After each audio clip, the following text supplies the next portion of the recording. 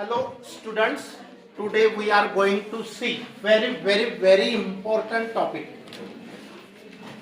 All of you have written your roll numbers, B division.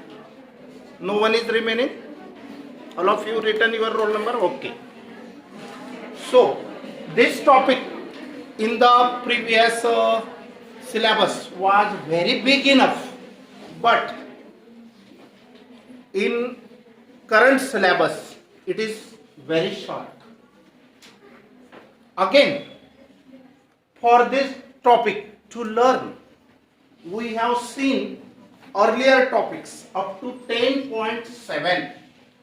Up to 10.7. These are topics where to learn how this galvanometer works. समजतं का मी काय बोलतोय?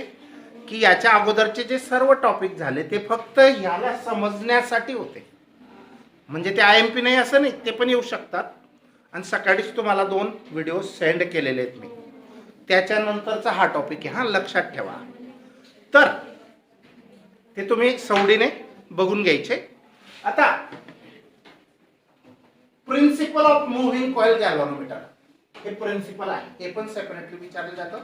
Construction सांगा कसं बनावट आहे आणि वर्किंग काम कसं करतात ते. कधी कधी फक्त फिगर पण 2-3 मार्क्सला येऊ शकतात. इथं 2 फिगर्स आहेत, ही खालची एक आहे, ही वरची एक. आता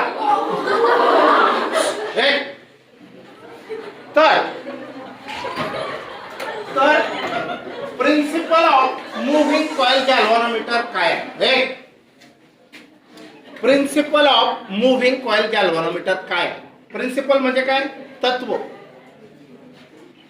लक्ष आहे का सगळ्यांचं? हा. तर बघा, principle of MCG, when a coil carrying an electric current, when a coil carrying an electric current is suspended म्हणजे टांगून ठेवली. ही कॉइल आहे बघा. आता ही कॉइल ऍक्च्युअल मध्ये ती अशी उभी आहे, रेक्टँग्युलर आहे. रेक्टँग्युलर म्हणजे आयताकृती.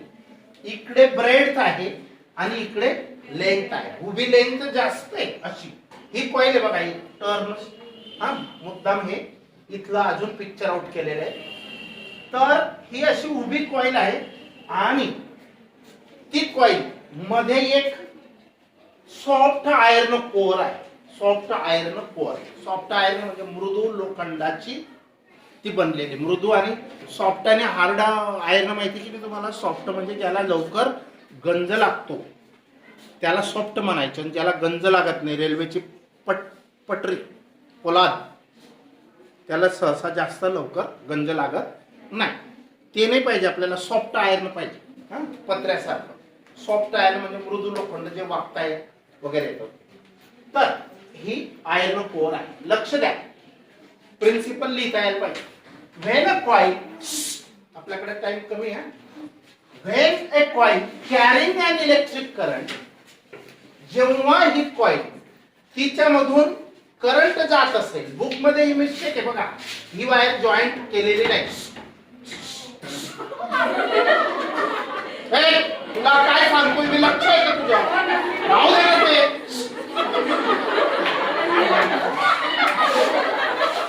तर तुम्हाला थोडासा सेन्स राहू द्या, शूटिंग चालू आहे. तर when a coil carrying an electric current, जेव्हा अशी कॉइल की जिच्यामधून करंट जाणार आहे. लक्ष द्या, हा एवढा पार्ट बुक मध्ये नाही दिलेला आहे, तो जॉईंट आहे. हा मिरर आहे, नंतर डायरेक्ट कनेक्शनच नाही, प्रिंटिंग मिस्टेक झाली असेल. तर when a coil carrying an electric current is suspended म्हणजे तिला टांगून ठेवलेली. इथे एक सपोर्ट दिसतोय बघा, हा सपोर्ट आहे. तर या सपोर्टला ही कॉइल टांगून ठेवलेली अशी. आता इथं हा जो पॉइंटर आहे हा असा. तर हे स्ट्रक्चर अगदी खोलवर आपण जर पाहिलं तर ती कॉइल दिसते गॅल्व्हनोमीटरची. तुम्ही जेव्हा प्रॅक्टिकल वगैरेला येणार तेव्हा बघू शकतात. हा गॅल्व्हनोमीटर आहे, त्याचा पॉइंटर सेंटरला असतो. 2 डायल आहेत, लेफ्टला आणि राईटला 10 20 30 10 20 30 हा पॉइंटर फिरू शकतो. म्हणजे ही कॉईल अशी रोटेट होते अशी.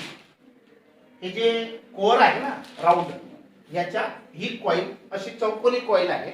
ही कॉईल अशी अशी रोटेट 180 मध्ये होऊ शकते. नाही तर फुल गरागरा फिरणार नाही. लक्षात ठेवा. कुठून कुठं फिरते फक्त इथं पॉइंटर असेल इथून अशी बस अशी चौकोनी कॉईल आहे. मध्ये कोर आहे सॉफ्ट आयर्न कोर त्याच्या अराउंड ते फिरते. आता सॉफ्ट आयर्न कोर वगैरे का लावलेले आहे त्याचं आपण बघणारच आहे. हा पहिल्याने अगोदर आपण प्रिन्सिपल बघूया. लिसन अगेन. व्हेन ए कॉईल जेव्हा एक coil carrying an electric current की जिच्यामधून करंट जात आहे. कॅरिंग एन इलेक्ट्रिक करंट हे करंट जात आहे असं. इज सस्पेंडेड म्हणजे टांगून ठेवली. आता इथं सपोर्ट बरं का. हा सपोर्ट आहे कारण सपोर्ट असेल तर ती फिक्स असेल आणि मग हे कनेक्शन आहे. दोन कनेक्शन हे असे हे कुठं असतात. हे इथं आलेले आहेत वायर कनेक्शन करून एकाच ठिकाणी आणलेले असतात ते वायर नाही.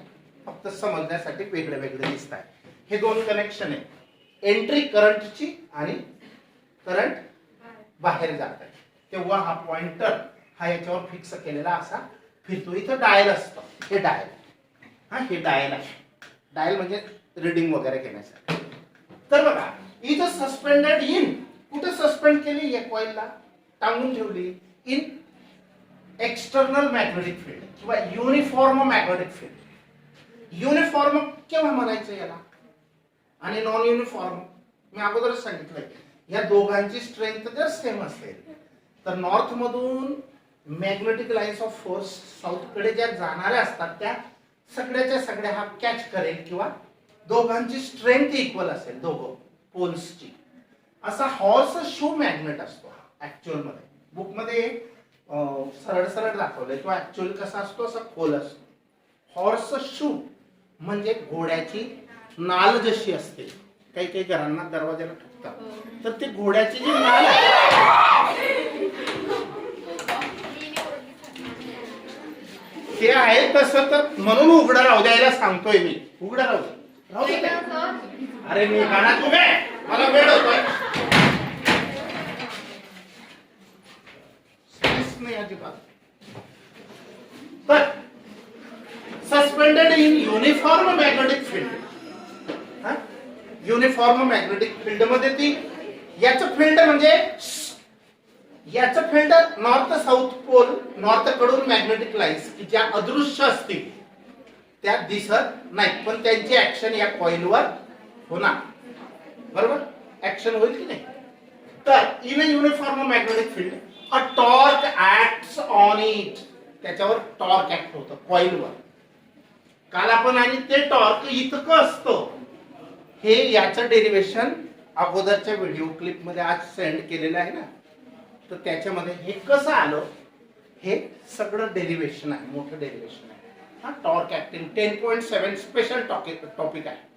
तर टॉर्क ऍक्ट्स ऑन इट समजलं. हे पहिलं सेंटेन्सच्या मिनिट समजला.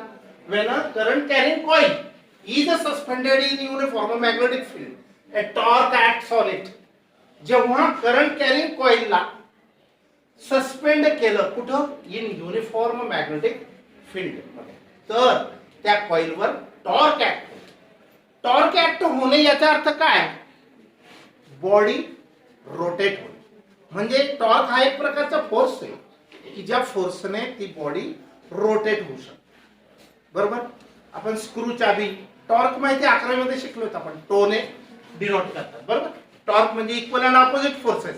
एक फोर्स इकडे लावला एक फोर्स इकडे लावला सेम फोर्सेस लावले कपल ऑफ फोर्सेस तर ही बॉडीला हा जो ऍक्सिस आहे आरपार असं समजूया. तर ती फोर्सेस लावल्यानंतर काय होईल रोटेट होणार बॉडी. म्हणजे टॉर्क ऍक्ट होतो. कोणावरती ऍक्ट होतो तो टॉर्क कॉइलवर. समजा पहिला sentence. This torque tends to rotate the coil about the axis. This torque tends to rotate. Tend म्हणजे trying to rotate किंवा able to rotate.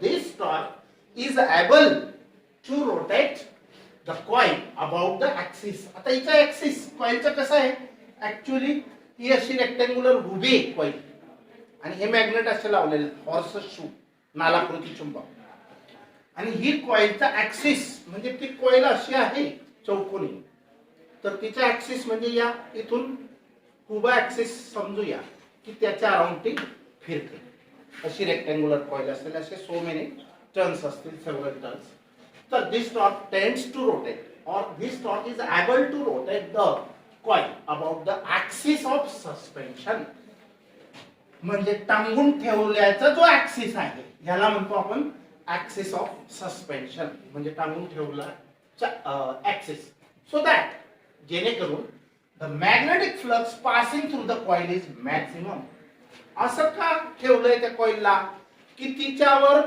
Magnetic flux म्हणजे काय नंबर ऑफ लाइन्स पासिंग कोणत्या lines magnetic field lines passing per unit area is called as magnetic flux magnetic flux is denoted by letter phi is denoted by letter phi number of lines per unit area is called magnetic flux म्हणजे किती त्याची strength आहे किंवा तीव्रता चुंबकीय क्षेत्राची तीव्रताला आपण magnetic flux असं म्हणू शकतो मॅक्सिमम लाइन्स त्या अटॅक त्या कॉइलवर होणार समजलं आता बघा आपण समजा नदीमध्ये ट्रॅव्हलिंग करायचे किंवा इकडच्या काठाकडून तिकडच्या काठाकडे जायचे आणि तिथं दुसरं साधन नाहीये पण तराफा आहे तराफा माहिती बांबू बांधलेले असतात असे एकाला दुसरा दोरीने असे गुंफलेले मस्त बरोबर जर तो बांबूचा तराफा म्हणजे बांबूची जी लेंथ आहे ती पाणी जाण्याच्या डायरेक्शनला जर पॅरलल असेल तर तराफा ढकलला जाणार नाही पुढे मग काय करावं लागेल आडवा जर असेल पाण्याच्या फ्लोला जर लेंथ ऑफ बांबू परपेंडिक्युलर असेल तर जास्त पाणी ठोकलं जाईल ना ऍक्शन मग तसंच ह्या ठिकाणी कॉइलच्या प्रत्येक टर्नवर जास्त चुंबकीय क्षेत्राचा आघात म्हणजे मॅग्नेटिक लाइन्स म्हणजेच मॅग्नेटिक फ्लक्स हे ऍक्शन करायला पाहिजे मॅक्सिमम अशा प्रकारे कॉइलला ठेवलेली असतं ते समजलंय प्रिन्सिपल समजलं की नाही व्हेन अ कॉइल कॅरिंग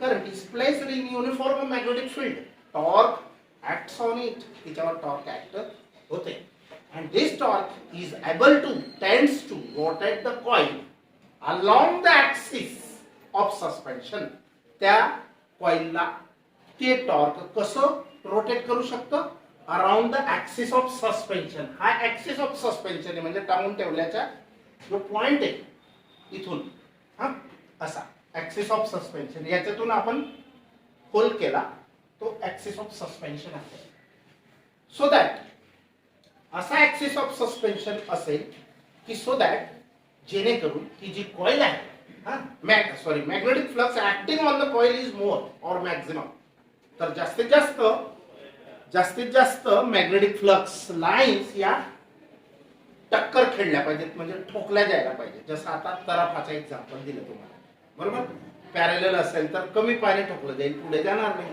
आडवी जर केली तर फटाफट जाईल बरोबर की नाही तसा प्रकार आहे आता explain construction and working of MCG लक्ष द्या कन्स्ट्रक्शन म्हणजे बनावट काय आहे बघा MCG moving coil galvanometer consist of a coil moving coil galvanometer मध्ये समावेश असतो कॉइलचा ऑफ सेव्हरल टर्न्स सेव्हरल म्हणजे या अनेक चक्कर असतात एक मोठी तार असते कॉपरची तिला काय करतात एक चौकोनी किंवा रेक्टँग्युलर रॉडवर अशी घेतली का अशी अशी अशी फिरवून फिरवून स्प्रिंग बनवतात चौकोनी स्प्रिंग आहे स्प्रिंग माहिती की पेन मधली तशी चौकोनी किंवा रेक्टँग्युलर स्प्रिंग आहे तर it consist of a coil of several turns mounted म्हणजे फिक्स्ड करणे माउंटेड म्हणजे फिक्स करणे सस्पेंडेड ऑर पायवोटेड आता आवाज नका करू प्लीज तर सस्पेंडेड ऑर पायवोटेड पायवोट करणे म्हणजे काय नुसतं असं ठेवणे जसं चुंबक सूची माहिती की मॅग्नेटिक निडल तिच्या नॉर्थ साऊथ ती जी दाखवते तिला असा खड्डा असतो इथं आणि या सुईवरती अशी नुसती टेकलेली असते, अशी कधी कधी पडून जाते बाहेर आणि ती रोटेट होऊ शकते. याला पायव्होटेशन करणे म्हणतात. पायव्होट करणे म्हणजे नुसतं कोबनमध्ये असा ठेवलेला असतं, किंवा सस्पेंड म्हणजे टांगून ठेवणे, किंवा माउंटेड म्हणजे फिक्स्ड करणे. ही फिक्स्ड केलेली आहे in such a way that, अशा प्रकारे फिक्स केलेली आहे.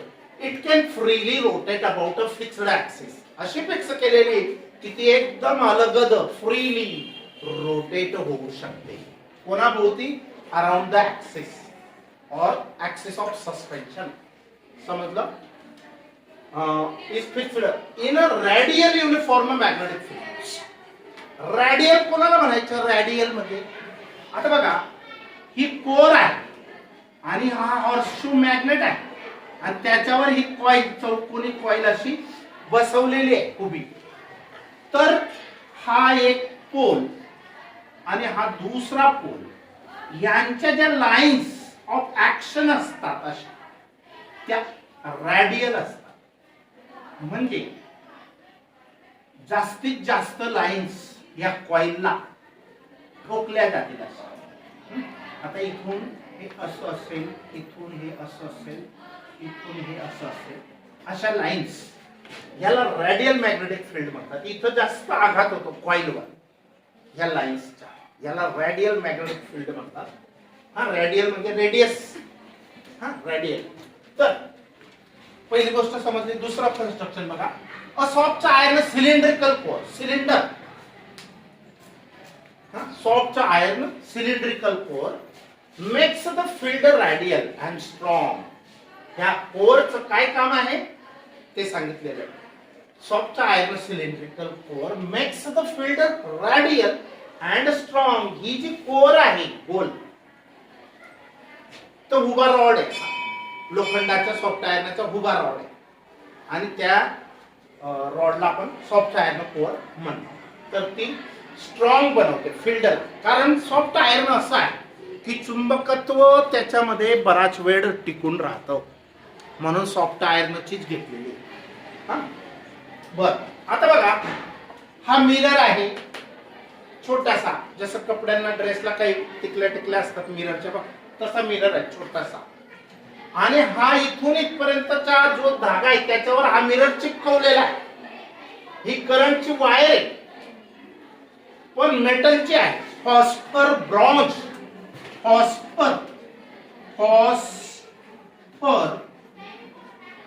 ब्रॉन्झ.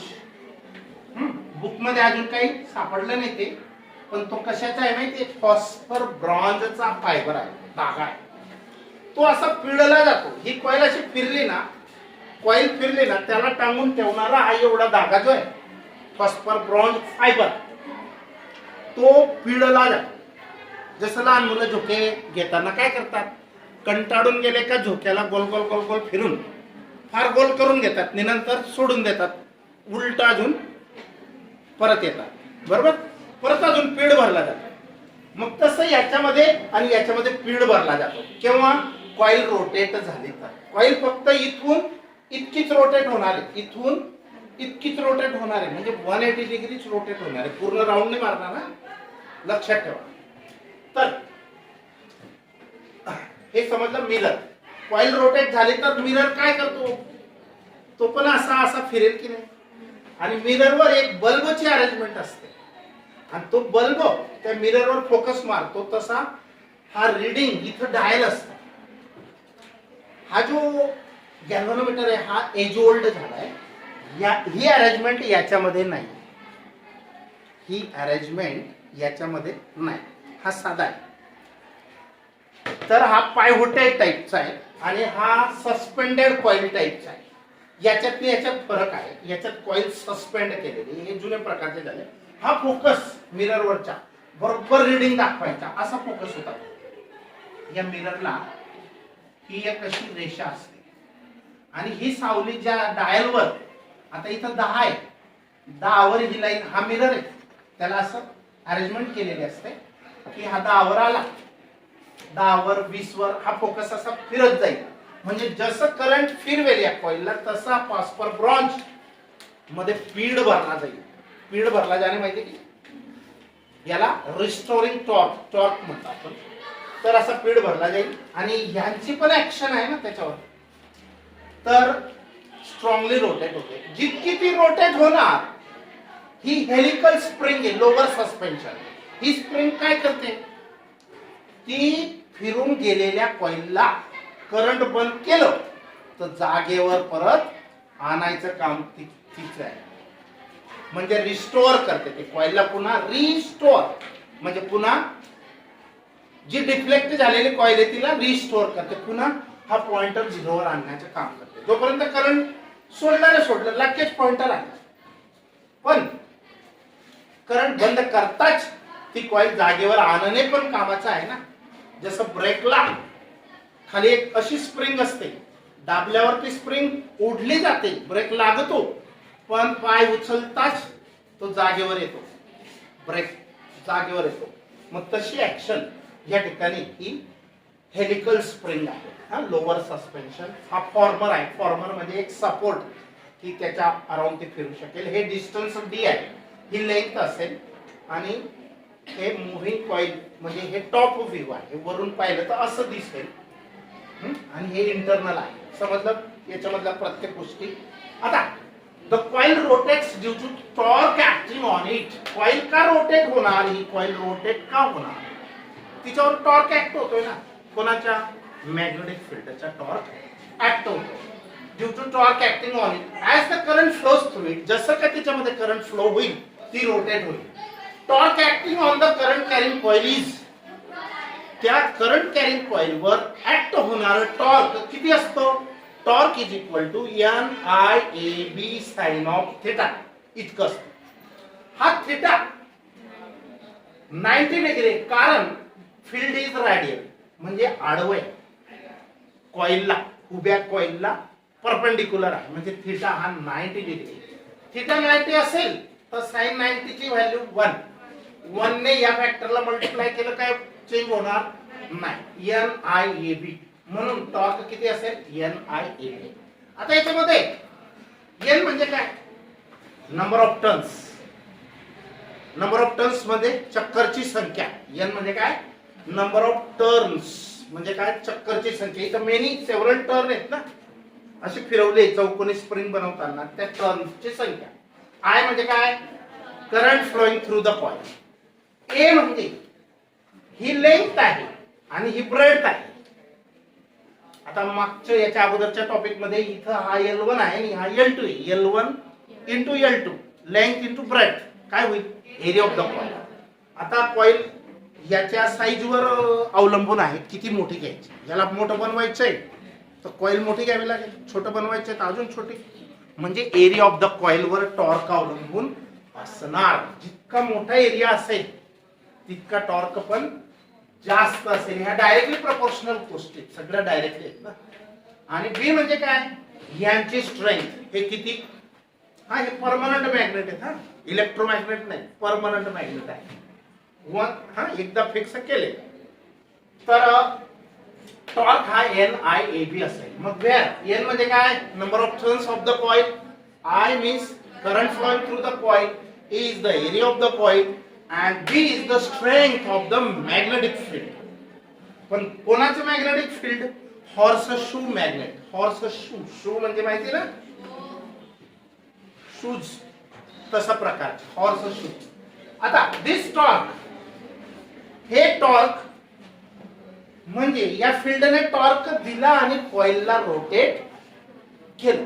जितकं करंट फ्लो होतंय तितकं रोटेट एकदा केलं तर ती कॉइल फिरलेलीच राहील. तितकं करंट जर फ्लो होत राहील तर ती कॉइल फिरलेलीच राहील. पण ती कॉइल फिरल्यामुळे ह्या स्प्रिंग मध्ये काय झालं, फीड भरला गेला. काय झालं, फीड भरला गेला. मग दिस टॉर्क कोणाचा, या फील्डने दिलेला action. This torque counter balanced by torque due to spring fitted at the bottom. ही जी spring fitted at the bottom आहे खाली, ती काउंटर बॅलन्स करते. काउंटर बॅलन्स करणे म्हणजे काय, कॉइलने स्प्रिंगला फीड भरला, मग ती स्प्रिंग त्या कॉइलला परत जागेवर आणण्याचं काम म्हणजे काउंटर बॅलन्स. इक्वल ऑपोजिट, त्याला काउंटर बॅलन्स म्हणतो आपण. So that a fixed steady current I in the coil fixed steady म्हणजे समान करंट त्याच्यामधून जर जात असेल, that produces a steady angular deflection. Steady म्हणजे स्मूथ, जसं आपण स्पीड वगैरे पॉइंटर जसा जातो एक सारखा असा स्टेडी, एकदम अचानक नाही. स्टेडी म्हणजे स्थिर, थोडा थोडा असा व्यवस्थित सरकतो. जसा ती घड्याळ असते एक, तिच्यामध्ये हा सेकंड काटा जो असतो एक सारखा फिरत असतो बघा, ती वेगळी घड्याळ असते. तर डिफ्लेक्शन हे स्टेडी असेल. अँग्युलर डिफ्लेक्शन म्हणजे हा जो पॉइंटर आहे तो अँग्युलर डिफ्लेक्शन दाखवेल, आणि अँगल आहे म्हणजे तो फायने डिफ्लेक्शन डिनोट करणार आहे आपण.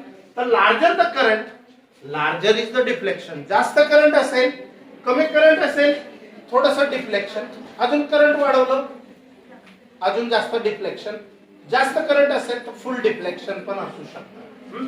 Larger the current, larger is the deflection, and larger is the torque. आणि टॉर्क पण जास्त तयार होतो due to the spring. If the deflection is phi, deflection म्हणजे अँगल फाय असेल, the restoring torque due to the spring is equal to k phi. Restoring torque. आता torque is directly proportional to deflection, आणि याला equality मध्ये करायचं असेल तर इथं काहीतरी कॉन्स्टंट होता. इथं थीटा ऐवजी आपण फाय यूज करतोय, मागच्या सिलेबसला थीटा होता. हा रिस्टोरिंग टॉर्क आहे के फाय. तर this torque due to the spring is equal to k phi. Spring ने रिस्टोरिंग टॉर्क जो दिला कोणाला, कॉइलला परत जागेवर आणण्यासाठी, कॉइलने जो टॉर्क स्प्रिंगला दिला तो हा. लिसन, व्हेरी इम्पॉर्टंट. जो कॉइलने स्पीड भरला स्प्रिंग मध्ये तो टॉर्क कोणता, हा. पण स्प्रिंग आता उलट त्या कॉइलला परत जागेवर आणणार काम झालं, करंट बंद केलं, तर तो टॉर्क असेल के फाय. मग हे दोघं टॉर्क, जितकी कॉइल फिरली तितका स्पीड भरला गेला, बरोबर. म्हणजे हा टॉर्क हे इक्वल असावे. हा NIAB आणि हा के फाय पण टॉर्कचे एक प्रकारच्या, ते इक्वलच असावे. कोण जास्त कोण कमीचा प्रश्नच येत नाही. जितकी कॉइल फिरली तितका स्पीड भरला, आणि जो स्पीड भरलेला आहे तर deflection is phi. The restoring torque, हा रिस्टोरिंग टॉर्क आहे, हा k phi is the restoring torque, and this tau NIAB is the deflection torque or deflecting torque. याला डिफ्लेक्टिंग टॉर्क म्हणतात. हा कॉइलला फिरवणारा टॉर्क आहे आणि हा कॉइलला परत जागेवर आणणारा टॉर्क आहे. म्हणजे ते दोघे इक्वल असावे. Where K is the torsional constant. Torsional म्हणजे पीड, टॉर्शन. हा टॉर्शनल कॉन्स्टंट आहे. जितका पीड भरला जाईल तर तो किती भरला जाईल हे स्प्रिंगच्या प्रॉपर्टीज वर डिपेंड करतं, तिच्या कॉन्स्टंट के वर डिपेंड करतं. फोर्स कॉन्स्टंट आपण ऑसिलेशन मध्ये शिकलोय बघा, फोर्स कॉन्स्टंट वापरलाय कुठेतरी, के मायनस के एक्स एफ. तर तो तसा स्प्रिंग कॉन्स्टंट आहे किंवा टॉर्शनल कॉन्स्टंट याला म्हणणार ऑफ द स्प्रिंग. आणि म्हणून k phi is equal to NIAB, आणि फायची व्हॅल्यू तयार करण्यासाठी हा के डिव्हाइड केला, आणि हे बाकीचे फॅक्टर फिक्स आहे. कोणते, NAB के, हे सगळे कॉन्स्टंट आहेत. पण राहिलं काय, डिफ्लेक्शन आणि करंट. जितकं करंट कमी जास्त होईल तितकं डिफ्लेक्शन दिसेल. म्हणजे फाय इज हे कॉन्स्टंट असतील तर phi is directly proportional to current. बरोबर, समजलं की नाही. This is the principle of moving coil. समजलं.